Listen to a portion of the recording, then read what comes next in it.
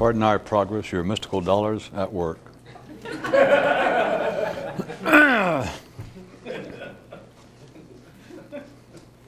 You got to like them, well, when even you don't understand. One day, one man called all of his ordinary thoughts together and said to them, all of you little guys are just like my own children. And I hate children. A viewer telegrams. Through your methods, I've been able to run the fleas from my feet. Stop. They're now in my ears. Stop. No further help needed. Stop.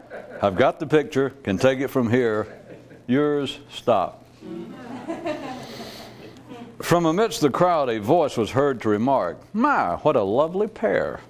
And 14 women stood straighter and beamed, while one thoughtful-looking gent caused the front of his head to slightly bow in recognition of the perceived compliment. And another viewer telegrams, please stop.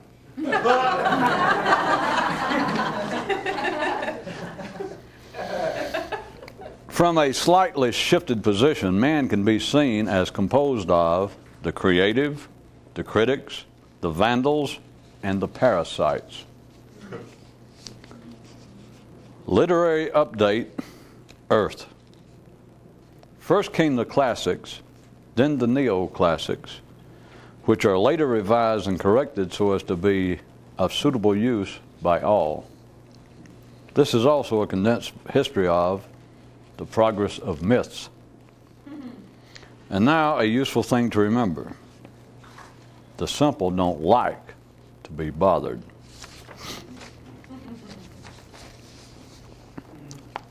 Definition time apparently here. Sarcasm, irony, and satire. What the routinely sophisticated resort to when they're out of intellectual energy. A viewer writes, you could be a lot more popular if you'd come up with a clever identifying slogan. The idea of awakening to some higher state of consciousness sounds strange to most men since they're generally unaware that they presently doze. The interference to physical healing caused by continuing to pick at a sore pales in comparison to what occurs intellectually as regards similar attention given to ignorance.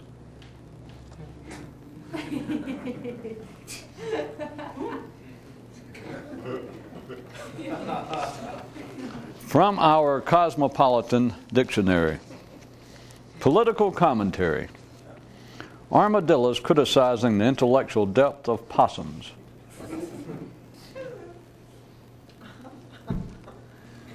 And from our in-house handbook. To control your attention makes it more likely to someday expand it. And this from our city safety guide. The simple have built-in self-protection. Thought one guy, if you find gossip interesting, it shows how not you are.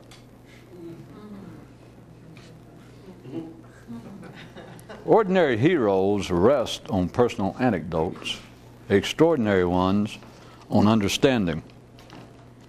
Question, why would an intelligent man ever throw a good friend away? Question, why do men forget that they could originally think?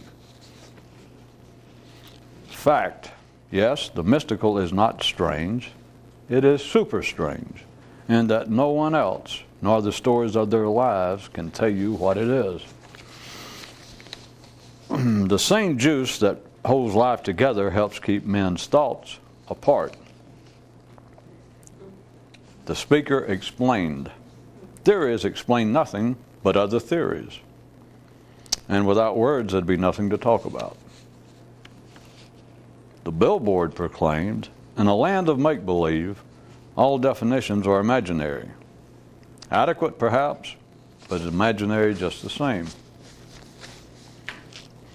The ordinary will react defensively at the very hint that they might be, while the more complex have nothing to defend. Mused one guy, what's the sense in getting sick if you're just going to die? Mental exhaustion. The simple pass gas while others write sonatas.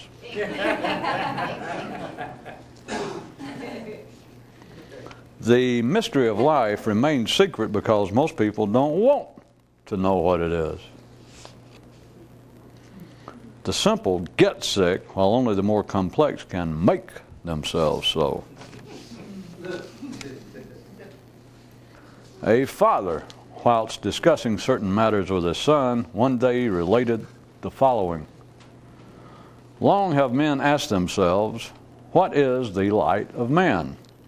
And from the primitives believing the sun to the more sophisticated proclaiming the soul, few recognize that the true light of man is life itself, and without this understanding are left forever asking such questions.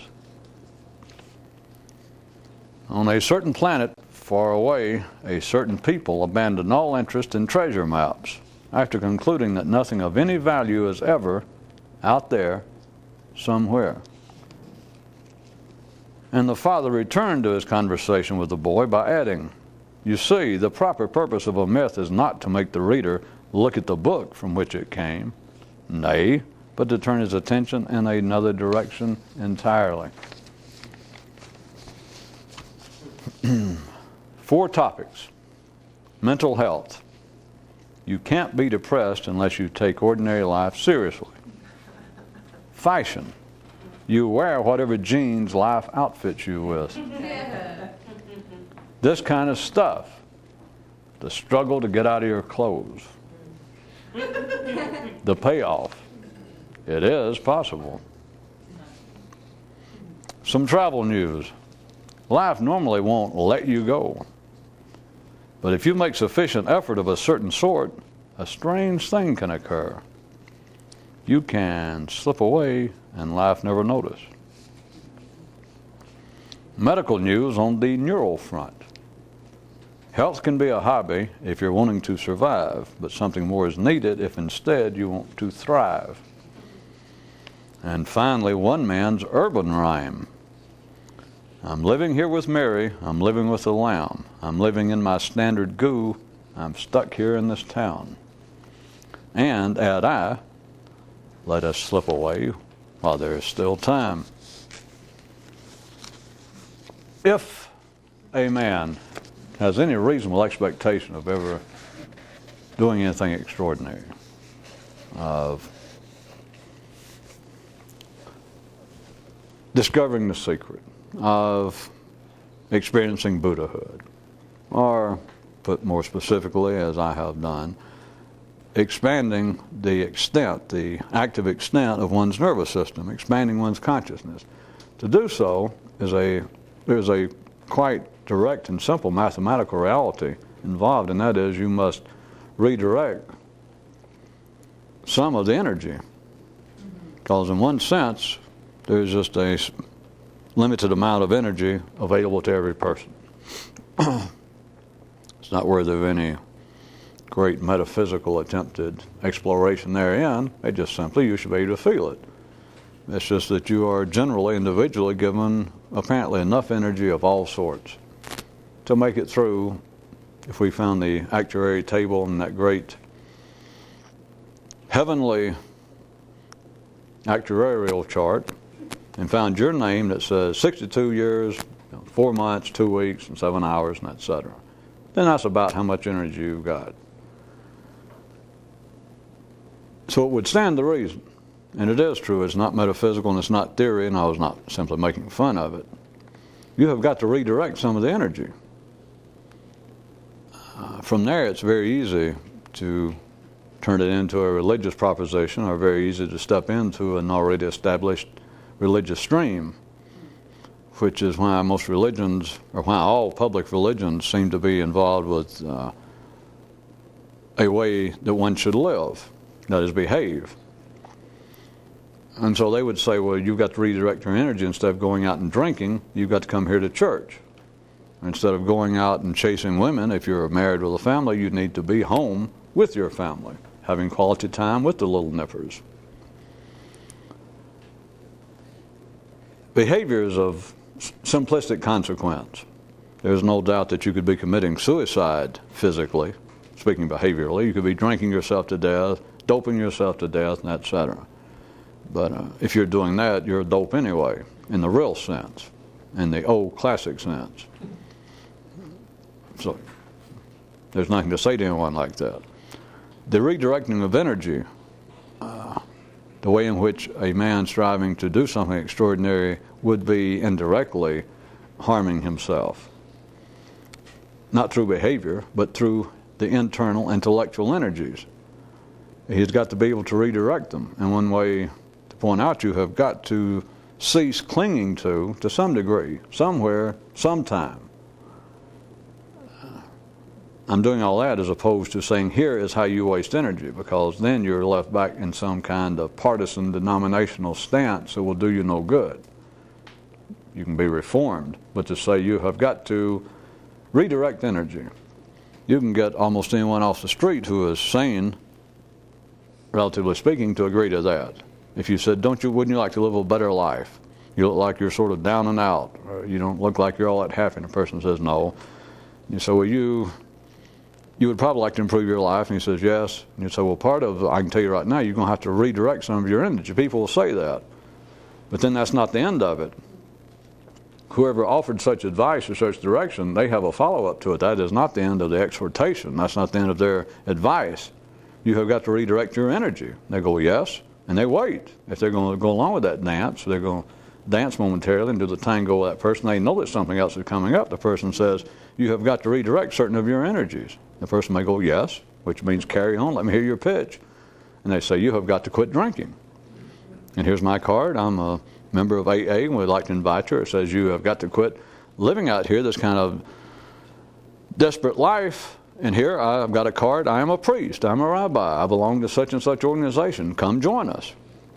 That they would specifically tell you what energies you are now wasting or how they should be redirected. That is not the expansion of one's consciousness. It will not lead to it. It's not even close. It's not even the same ball game. It's not at the same level. You have got to redirect certain energies. And after that, if you're waiting, even parenthetically, it is not to say, well, here's what you got to do. Somebody tells you that, you've been recruited. Even if you attempt to perform it, you are simply being reformed whether they meant it or not, which is why you almost become a fish in some kind of down near mystical, hard to be seen fishing line and lure, and you grab it and like, all right, you got me, I want it. And they never reel you in. You're like a fish been pulled out of the water, hanging by some invisible line, and there you are. You're no longer fish nor fowl. You haven't been landed. Nobody threw you on a boat and said, well, now you're a Catholic, by God, or now you're a Muslim, or now you're a Sufi. They just say, wouldn't you like to get out of there? And the fish, if you're a right kind of would-be mystic, you go, yes. And so you take the bait, and suddenly you're jerked out of the water. You do it yourself. You have to participate. Even being jerked out of the water is a tango. You got to dance with the line. But anyway, you find yourself out, and you're never landed. You keep waiting. Well, throw me in the boat. Roll me over in the clover, as they used to say. Pull me in the boat. Slap me around. Throw me on ice. Put wings on me. You now help me. I'm your fish. What should I do now? It never gets that far. You get hooked. You know you're hooked. And you keep waiting for the sound of you being thrown in the boat, or them say, welcome to such and such boat. Never happens, if you're lucky. You've got to redirect energy. You cannot cling to partisan thinking, which is nervous system, nor can you leech to the passing sensations of the body, normally referred to by people as their moods and their emotions, which are as fleeting, as unpredictable, as uncontrollable, I should say, at the ordinary level, as one's thoughts. Because as long as you leech to them, you still take that as being you. You still think, well, yes, I am such and such fish. I am Charlie, I am Mary, I am a distraught fish, I am a disturbed fish, I am a nervous fish, I am a fearful fish, I am a expectant fish, or I am a fish suffering from great mood swings. No, I'm not. Yes, I am. I don't know. Well, so as long as you leech to that, as long as you cling to that, you're clinging to the same dynamics of people who believe that, who will mouth and repeat the idea that, yes, a man is what he thinks. And you say, what do you think? And he said, well, I don't know. And let me go look in the mirror. What do I look like to you right this second? Well, I don't know. And you say, well, wait a minute, it'll pass. Along that line, I was going to bring up something else. How about I was going to call it what was I going to call it? I'll get it. That's a great thing about writing your own material. You can edit as you go along. Plus, you can forget as you go along. No, I didn't. The strange dichotomies of life, specifically the human section. How's that? And by dichotomies, I might point out dichotomies, one of the definitions is simply a division of anything into two groups. But pushing it a little bit further, and that's still not the end of it, trust me, hold on here, man. In the formal logic sense, dichotomy is referred to like two ideas or two statements that are mutually exhaustive and are exclusive. That both of them cannot be true. They cannot exist simultaneously. That, of course, you don't know where I'm going, so again, you got to hold on a second. I was going to say that almost covers any possibility of anything you can say, no matter how strange. If you just say, well, life in the human realm is a kind of world of strange, singular dichotomies. And even if you don't know where I was going after that, if you followed just the preface, you could go, yeah, because there are all kinds of things go on. Your own mind tells you, wait a minute, this can't be, which is what partisan thought's about. It's like a salve. It's like a bromo. It's like a nap. It's like a trance that your mind is constantly. So you forgot about it, though. That's back, you had the chance years ago when everybody could think originally. Is your mind constantly is looking over here and it sees, so-and-so, and looks right over here and it sees such and such, and they are dichotomous in the logical sense, in the formal logical sense, academically speaking. That is, these two can't be true, and you have to go, that is, you have to be normal. You have to ignore it. You have to talk it away. You have to have a theory, or you have to go, help, over here, and somebody else says, theory coming up. You're not left with two eyes operating independently. That over here you see, this is up, and over here you go, this is down. See, as long as you do it partisanly, as long as you take whatever the passing sensation is, you can get by. And you can turn right around and go, but to do both at once is what makes people cockeyed, if they could do it. That my eyes are moving independently. These are both true. Back to where I was going to get, you might think that to call it the strange world of dichotomous reality for man would cover all possibilities. And yet what I'm about to get at is worse than beyond dichotomies. Again, we're in a place, maybe you'll see, there is no word for it. And I don't do this to attack our language or to prove that I can outsmart language. It's again that you should be following such as this in your own head, that I can describe something for the right kind of people that you'd never thought about, and I can describe it, and you can see the reality of it, and yet realize there is no way to describe this, which itself is a dichotomy. Because if you think, wait a minute, that does make sense, but you're right, you can't be described. Then I'd say, well, how are you understanding it? That's where you're getting close to that crack, where time and space turns a corner, that you have to realize, well, the things I began to understand, you can't describe them. No wonder it's so weird. It is beyond dichotomy, what I'm about to describe. Now, a simple mind, there's examples I was going to pull from everyday life. If we had ordinary people sitting here watching this, I'm sure I could, at least on the surface, are going to sound interesting enough that they would try to listen. But the first thing that would strike them, if they followed it for a few minutes, is irony, cynicism, a dichotomy indeed. That is, you're describing one thing, how humanity talks, but then how they actually act. And that men are fools or they're hypocrites. No. That is the oldest. That's why I threw in the one today, the definitions of sarcasm, irony, and satire.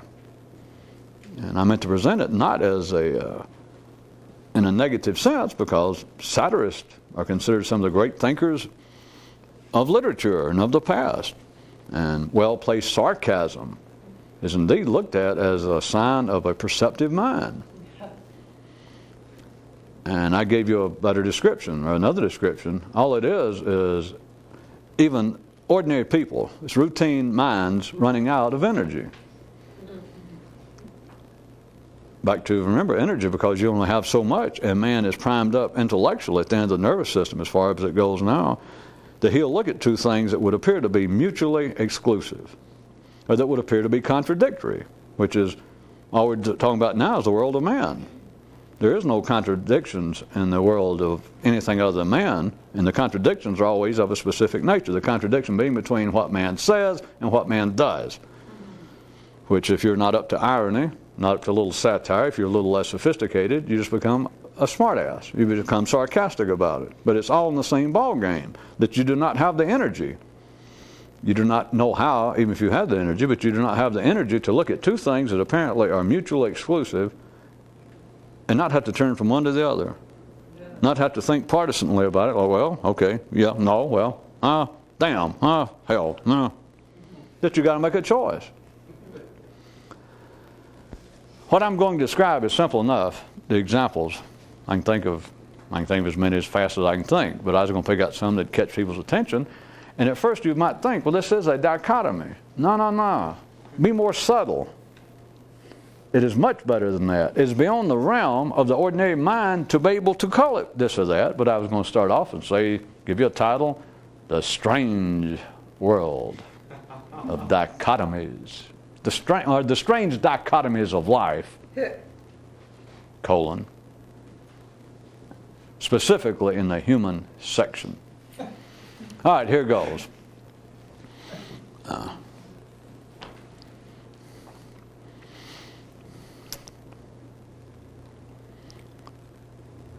I'm just going to start with one, just almost arbitrarily. Not almost arbitrarily. There's no such thing as almost arbitrarily. I only have one tongue and you only have one set of ears, so whatever I say was not almost arbitrarily.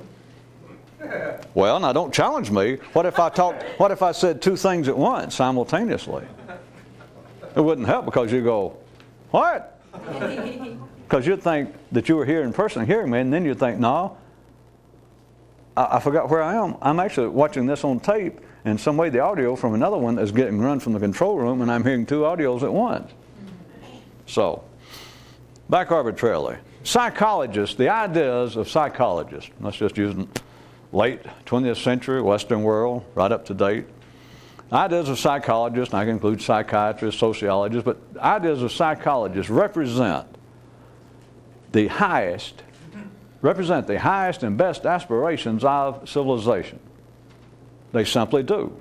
I could use religion, but nowadays psychologists. For instance, the rehabilitation of those outside the mainstream of society, the rehabilitation of criminals, the rehabilitation of people who are sex offenders, people who want to sexually abuse children, which obviously has got to be a sickness.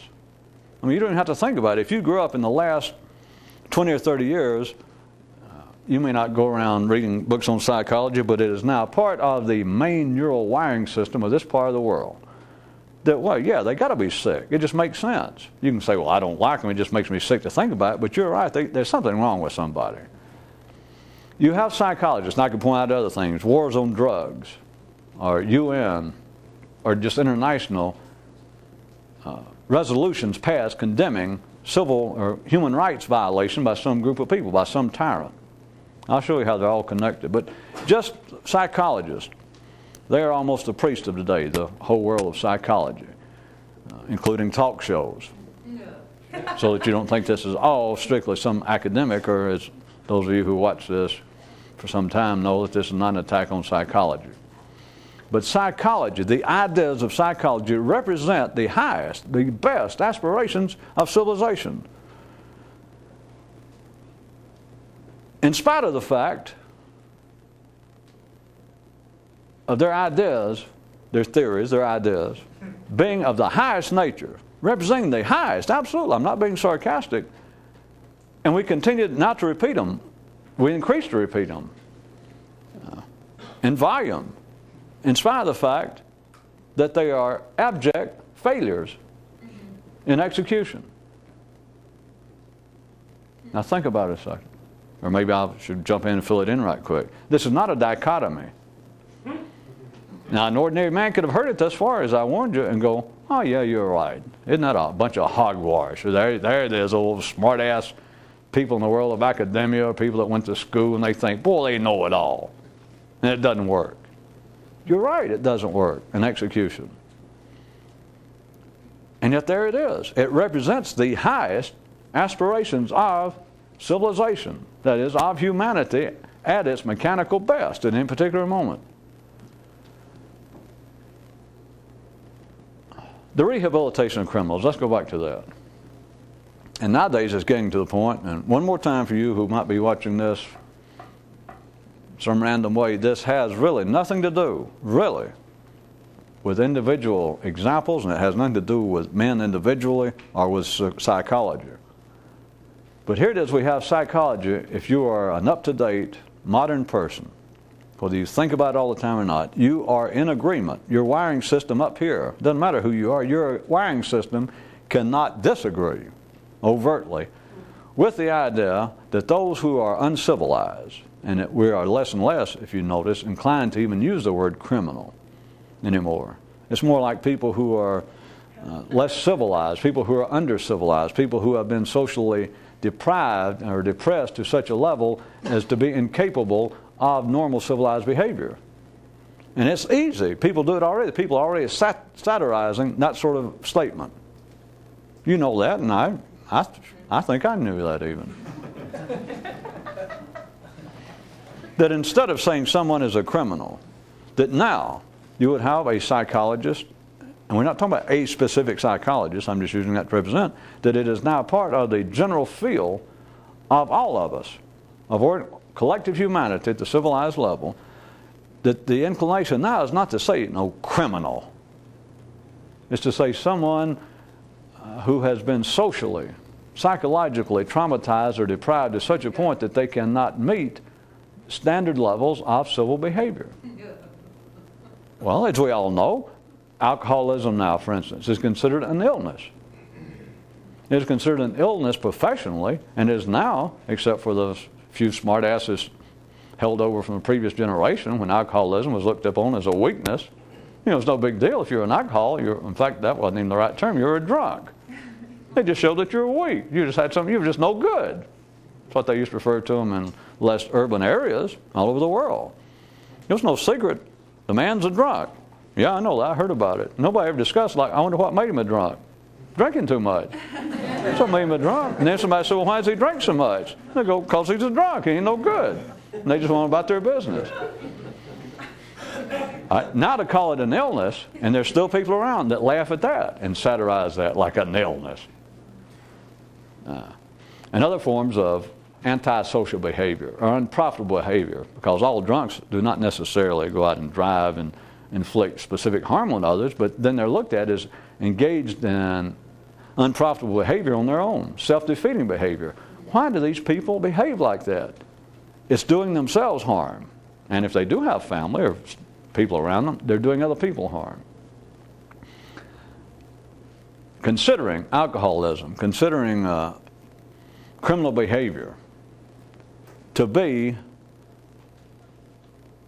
a curable personal problem represents, I repeat, I know I'm repeating myself, but I want you to understand, it represents the highest possible level at which that civilization could shoot.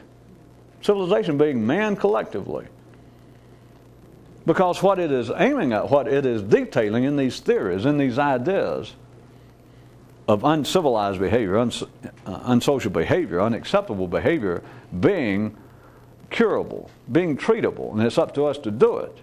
You understand, in another way, that is a bringing down of the old Judaic and Christian and Islamic idea of a heaven or a paradise and a future life. It is bringing it down here, but not in the sense of a nirvana that is up here, that the enlightenment, because we're still talking about now physical behavior. We're talking about a heaven on earth for the simple, which is almost everybody on this planet. But it is not an awakened heaven. It is not a heaven of the more conscious, but be that as it may for the moment. You understand that this represents the highest possible achievement that ordinary men can aspire to. We're going to create a utopia. I was using heaven and paradise, you understand, allegorically, because they do not consider themselves secular. It does not work. Now see, I'm going to have to start making dogmatic statements. And now I'm not speaking at the level of even an ordinary viewer or somebody walking down the street and hear this. It is this. Just as the curing of criminal behavior through psychological means doesn't work. Put it to you this way, it hasn't worked thus far. Not at all. Zip, period. How about the war on drugs? That's nothing new, it's forms of prohibition. The war on drugs, they continue to discuss that and they point out how it's working and how we're confiscated more cocaine this year in the state of Florida and North Carolina in the first 6 months than we did last. Nothing.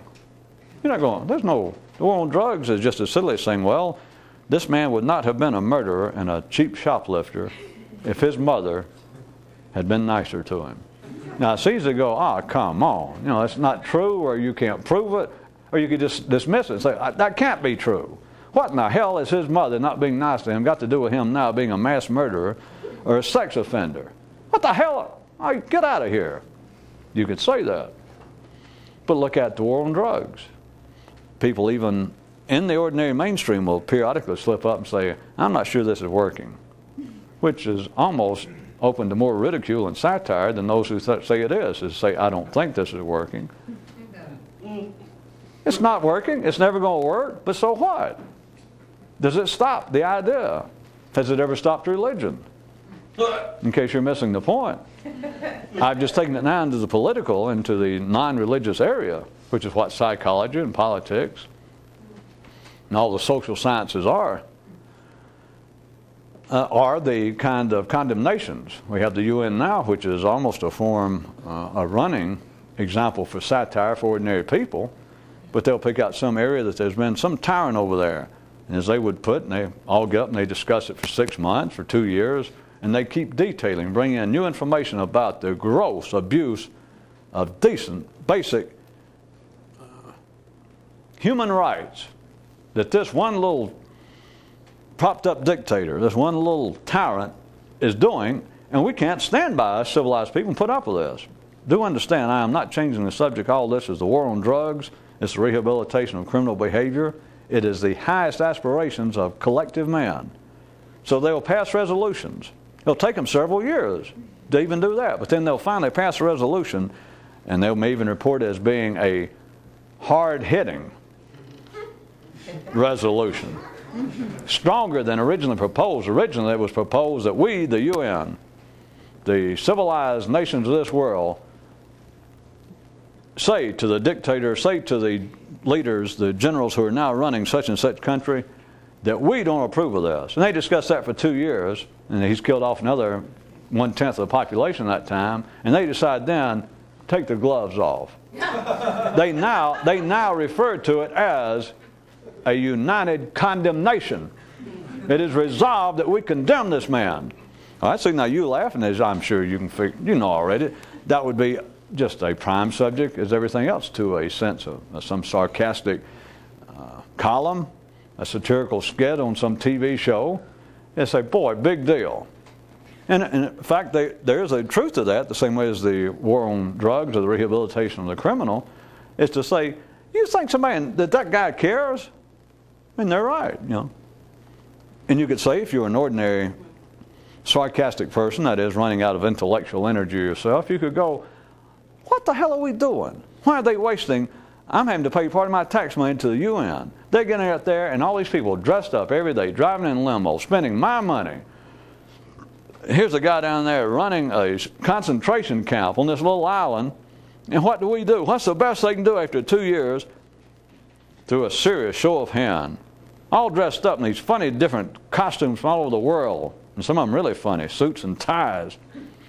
And they start raising their hands, and they pass this thing. They all sign it, and the press shows up a resolution. hard-hitting. Resolution condemning his behavior. And you can go, that is, you could do all kinds of things. Don't save me the sham theatrics. You could laugh at it. You could try and dismiss it. You could say the world's going nuts. You are correct about one thing. It's part of this dichotomy of life, this strange dichotomy. But remember, it's beyond a dichotomy. That's why I want you to try and see tonight. But you could take the more simplistic approach of it being simply a dichotomy and say, this is ridiculous. What did they expect? That they were going to pass this resolution after 2 years, and this general, they bring it to him and translate it into his language, and somebody read it to him, that 90% of the UN all looked at him and went, tut, tut, tut, and he's going to read it and go, and maybe cry and call his mother and go, I am just humiliated, and take off his sash and break his sword, and beg all the people's forgiveness and shave his head and go join a monastery. You can laugh and say, well, hell no, he's not. And whether you said it directly or not, you're also inferring what idiots life is, or most people are. They wasted all that time and money doing that. What did they expect? Did they actually expect he was going to quit just because they passed a resolution condemning his behavior? No. Do they actually expect that the war on drugs is going to win? Now, there are some that say, yes, we're making headway and we've got to win. It's sort of what if they really pin down somebody in a position of authority somewhere and say, do you really think we're just going to stop all drugs? And if he is just being a relatively sane spokesman for life in general, he will always have to always give himself remember the injection hole, where life made every Ken and Barbie, including those that had the drug czars or the president. They can say, well, I can't say that we're going to eradicate all drugs. But we've got to try. It's like saying, are we going to eradicate all hunger in the United States or in North Dakota or Honduras? And somebody says, that's ridiculous. We can't feed the whole world. And the other person, speaking more for life than the smartass, the critic, can go, well, maybe we can't. But we've got to try. Look at these pictures, starving children. Yeah, we can't feed every starving person on this planet. No, but we got to try. You think that them passing a resolution condemning this man's behavior is going to make him quit? And they would say, well, no. But look what it represents. It represents our highest intentions. And they can't really see it this way. They cannot see it that clearly. But I want you to understand, you have part of life going on continually at the highest possible level, speaking ordinarily. That is, in a civilized, educated, sophisticated, modern world. You have ideas. It's nothing new, of course, but you have ideas being expressed, and I just grabbed a small handful of war on drugs, war on poverty, rehabilitation of the out of the mainstream, read criminal, the rehabilitation, and you look at it point blank, and it is an absolute failure. I won't even say dismal failure. I shouldn't even modify it at all, because it's not like it's a dismal failure, because that sounds like, well, maybe we'll get it straightened out. It's a failure. That is the execution the theory represents, whatever the theory is. Again, if you think this has gotten too far afield from the mainstream of historical life, it's the same thing as religion. The religion says, here's what man should be, or here's what this church stands for, or here's what this religion stands for, and we know how to do it. And people join up, hey, I'm all for it, and nobody can do it. Does that stop the religion? As Buddhism, as Christianity, as Judaism went, well, I'm humiliated, not you pointed out. They're going to follow this dictator, find out where he's going to go, the guy that heard the resolution condemning him. He decides, well, I think I'll just pack up. I'm so humiliated. I always wanted to retire to the south of France, but geez, I think maybe I'll just go to Arkansas or Alabama and hide out. You know that's not going to happen. But if it was going to happen, but now you'd also have every Jew, every Christian, especially those in some form of authority, they go, let us come with you. We're just absolutely humiliated. He's only been in power 20 years, 10 years. These religions have been in position of authority for 3,000 years, some of them. And you say, well, have you succeeded? Well, no. Well, are you getting better? Well, no. It is simply the execution of it fails. The execution of psychological ideas, the rehabilitation of criminals. You say, well, can you show me how this is working? What kind of success you're having? If you understand how this goes. I was going to say, if you could ask psychology in a non-partisan manner, which you couldn't, ordinary people, and if they did, they wouldn't know what to answer because it just sound like gibberish. The point is, though, if all this could be, and you say, well, there's no doubt that what we call criminal behavior is psychological based, antisocial behavior. No, well, certainly. They'd look at you like an idiot, and you'd say, and so we are on the right track, that it's not a matter of we should be building more prisons, or if we, from one view, if we want life civilized. Right now, circa 1994, we have ideas going through one of these cycles that crime is getting out of hand and antisocial behavior, and we have federal laws and we have some state laws now in the United States being proposed. They're calling it 3 strikes and you're out. That if you've been convicted of 3 felonies, that they're proposing that you go to jail for life with no chance of parole. You could take another view now. Let's push the idea of being civilized. I guess somebody should stand up, or somebody should run for president or governor and say, we want our community civilized, yes, we don't want crime. All right, here's what it is. Better yet, be 2 strikes and you're dead. Now, seriously, listen, that the man just proposed. Of course, you know this wouldn't happen, because if somebody did, he'd be an idiot. He'd be a maniac and everybody'd recognize it. But imagine that somebody that looked sane, educated, somebody just sane, stood up and says, I've decided to enter a race here in this state for governor because I'm concerned about you as crime. It's completely out of hand. So here's what I propose. And not even respond to other people. He just says, I'm just running on the basis, this is my main platform, it had to do with crime. Here's what I will propose to the state legislature as soon as I'm elected. If you're convicted of 2 felonies, you'll be executed. That's it. Now think about it for a second. Now remember again, we're not talking about politics, sociology, but think about it. If that was the point of making our streets safe, they're just kind of playing around, because it's still open to debate about whether it's even constitutional to have somebody put in jail under whatever means and no chance for parole. There are arguments that even is in contradistinction to some of the basic constitutional realities of our life, freedoms, that would be cruel and unusual punishment. But how about bypass all that? If they wanted to make the streets safe, you get 2 times. You're convicted of 2 felonies, you're executed. That's it. There's nothing else to say. There's no kind of, that's just it. That'll be it in this state.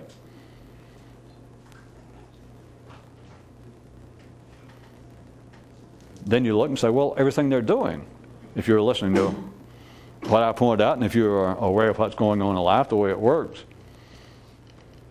the attempts to rehabilitate criminals, just to use common parlance, does not work, has never worked. I'll leave it to you. When I say it will never work, I'll leave it to you. It's not worked thus far. You got 5,000 years more or less of what ordinary people consider reliable history, and no one has ever been able to rehabilitate a real criminal. I use their term. Somebody that is actually antisocial. The closest they ever came to rehabilitating any of them was all the way from the Egyptian days up until 50 years ago in this part of the world, with different forms of lobotomies.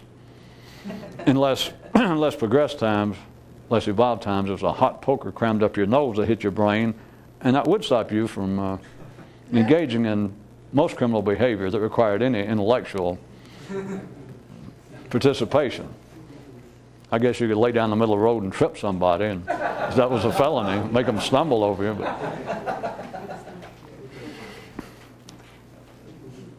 The rehabilitation of antisocial people, to encourage the non-civil to be civil. And I could make it even more specific, which I slipped in a few nights ago, and it didn't seem to strike anybody, but I'm not going to give up. The belief that you can civilize, take it a slightly different way, instead of just try and rehabilitate. That is, to make a kind of regressive or inverted progress to pick somebody and stop them from being uncivilized. If you just start off with somebody that apparently is fairly middle of the road, to try and make them more civilized. That is, the belief, it continues to go, that if we would take children, especially from the less economic, thriving areas of our country or the planet, they would be better off if we would expose them, for instance, in the Western world, we'd think to Western classical music, to have them sit and read. And so these comic books are going after school or during school to let them in the lunchrooms have Pac-Man games or something. If instead we'd bring in recorded, play some Mozart, some good music, not let them hear that rock and roll, make the books available, show them how much fun it is to actually read Shakespeare. The reason you're laughing, you do know this.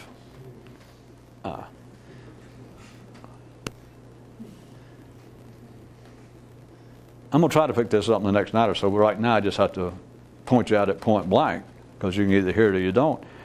You turn around and you find a nipper somewhere, you find a kid, find a grown person, and they show no signs. I'm just going to pick out, I don't mean it's either particularly objectively good or bad, but pick out someone who has no interest in classical music, has no interest in classical literature, has no interest in reading. They could either be 12 years old, if you have any comprehension of life, I say. They could be 12 years old, they could be 25 years old, they could be 40 years old, okay? They could be man, woman, be any race, any religion you want, but they've got no interest in it. You have got to be no higher than the mean average in the parade of life to believe that that person is going to or can be somehow seduced to or recruited to or opened up to finer cultural matters. As I said tonight, I'm just going to have to point out to you point blank. It happens with the same degree of frequency as do psychologists rehabilitating criminals. If you find anything appeared to be an exemption from this, it would be so astounding as to be part of the national, or on the national top 40 list of most popular current personal anecdotes about somebody. It does not happen. But does it stop civilization itself collectively? Does it stop teachers standing up, making speeches here and there, being interviewed, and pointing out, which you understand this is just a variation of the psychologists attempting to rehabilitate anti-criminal behavior. Would be the same. You could have it the same program, you could have following up on the same news show, a teacher, and some astounding teacher, somebody who just won awards this year as the most outstanding teacher here in Topeka. And they stop and say, well, I've listened to psychologists and I know that they are contributing their part and we should do so and so. But here's what I also believe. If we take some of the children here from the farms or the inner cities, children who have simply did not have the advantage that some of us had to grow up in a home where you heard good music, where you heard good conversation at the dinner table of your mother and father discussing world literature and the latest works of fiction, or even some of the more prevailing philosophical schools of thought, or some of the changes in the world political system. I mean, some of us, thankfully, I'm not bragging, but I thankfully grew up in a house like that. But not every child in this country is so blessed. So I say to you, besides the great work that our psychologists are doing and working with the young people, if we could get some of these children and get them into school, maybe get them over here on Saturday instead of them hanging around just playing baseball and softball and basketball and hanging out at arcades, if we could get them here and we could just get them set down, maybe have a few snacks or something, but get them here and get them set down, and I would be glad to bring in my own stereo system. I'd hook it up. Maybe I could get some people from the symphony to come over and bring their records, or maybe even get a string quartet sometime to come over and play. If they would just sit here and listen to some Bach and some Haydn, just think what a difference it would make. And everyone who is that civilized also would listen to this and go, yeah. If you think that'd work, I don't want to insult you. It's just, how about this? Get out of town. Get out of here. If you think that you can do that, and yet notice, it's going on right now, but also, if you're not aware, it's been going on for 5,000 years. Some group, the Greeks, overrun some group of people that they considered, or that appeared to be, less cultivated, less civilized. And for a while they turned them into slaves and this and that, but then they start saying, well, we don't need to just be surrounded by slaves in such a subservient position that they're always a danger. Why don't we civilize them? You can't even civilize the people next door to you. You cannot rehabilitate people. There was a fashion tip in here. I don't even have to go back and look at it, that said, you wear the jeans that life outfits you in. You cannot, there has been no history, none whatsoever, of rehabilitating someone. There's been no history of civilizing someone. That if we could just expose them, if they would just come over here and sit down, these unruly children, some of these children that's already been arrested for minor things. They haven't yet got involved with serious felonious activities, but shoplifting, being too rowdy on the bus, playing truant. If we could just get them here on a Saturday, and maybe we sit down and we read some, especially some Shakespeare. I know at first they'd complain. I know how they are, but they haven't been exposed to it like we have. If we could get them to sit down there and listen to it, think what a civilizing influence. Think how it would broaden their conception of different types of people. And you sit there, and if you're civilized too, and you think, it would. Yes, except it won't. Except you've got to keep going, it will.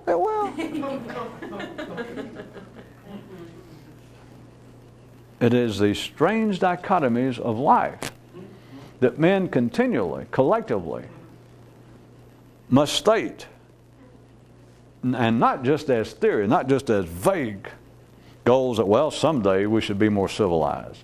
Every generation, and it seems to increase from the contemporary view, it seems to increase in intensity and urgency every generation, that to be more civilized, to stop this kind of criminal behavior in the midst, not outsiders, not us being overrun by Huns, but inside of our own communities, our own sons and daughters, the children of our neighbors. We have got to stop this kind of criminal behavior. We've got to stop this kind of antisocial. We've got to stop children from growing up here in the midst of a civilized environment, and here they are grown and are just semi-literate, just nominally literate. Know nothing of Balzac, know nothing of Plato, know nothing of the great Gregorian chants.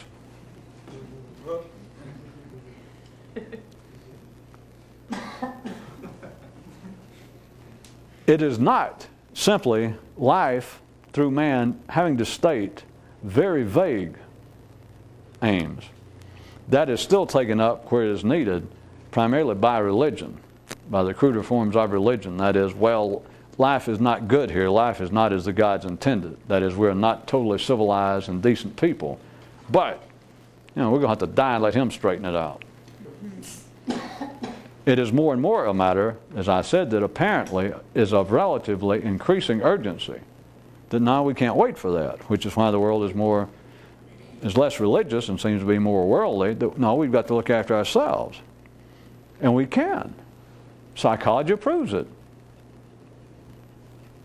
Unless you look at it. Well, our criminal system proves it. The expanding ability for our culture to reach wider and wider areas and more people, that proves it. Yeah? Other than the fact that it doesn't.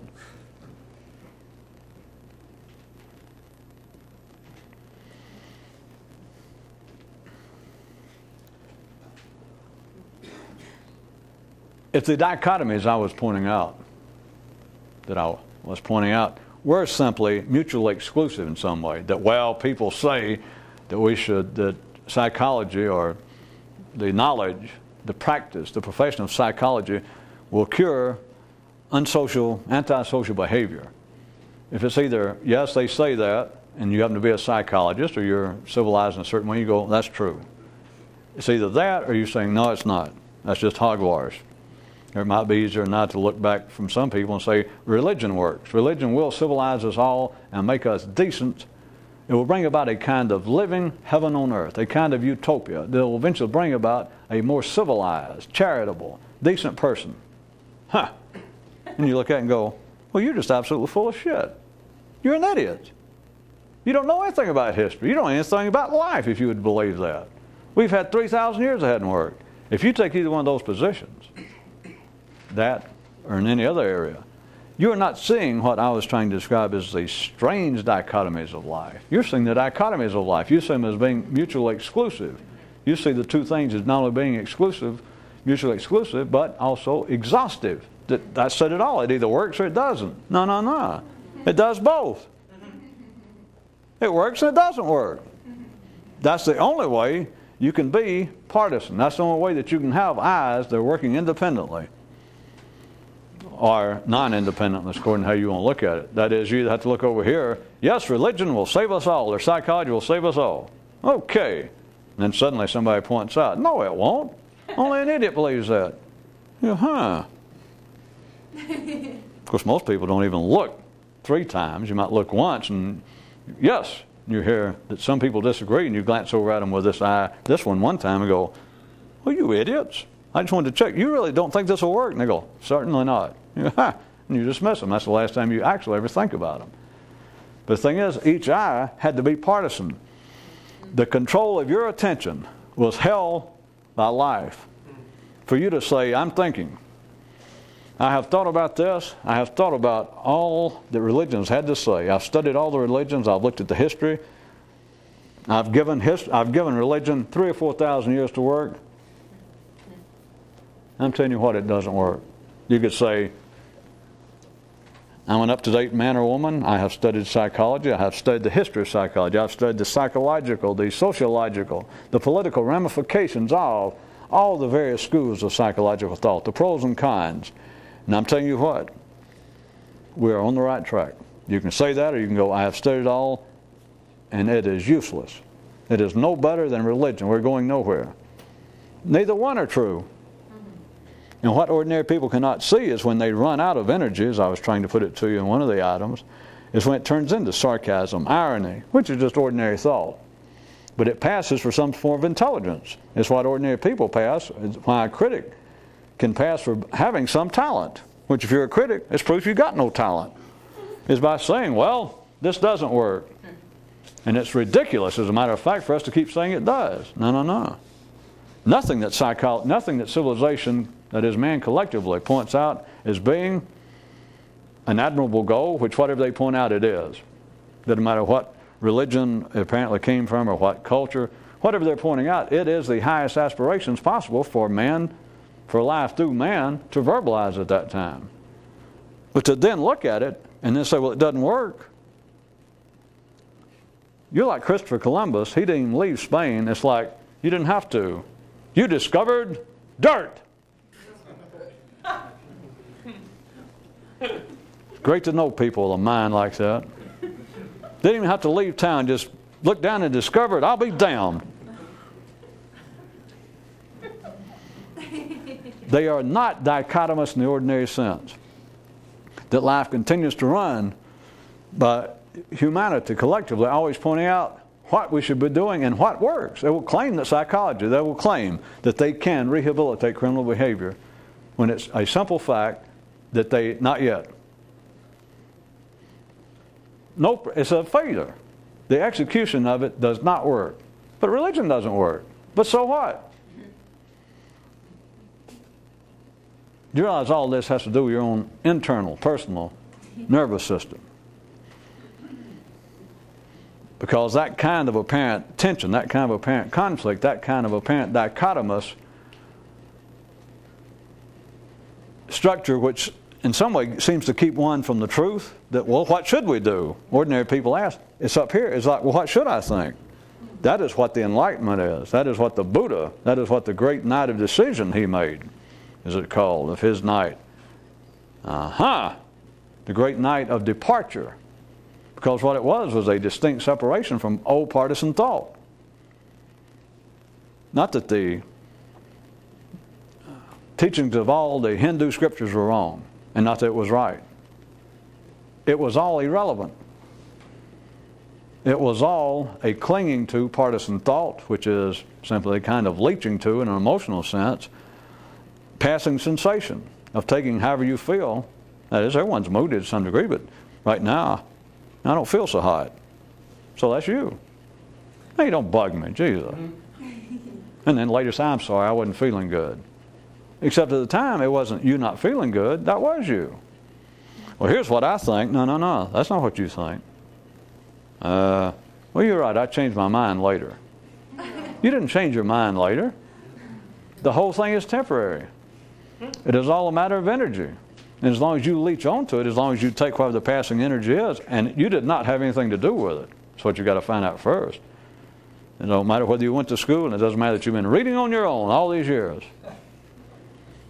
It all came. It is all energy produced by life, by ordinary life. And as long as you leech to it, you take it personally in some way. You take that as being part of you. That's either what I know, that's what I agree with, that's what I disagree with.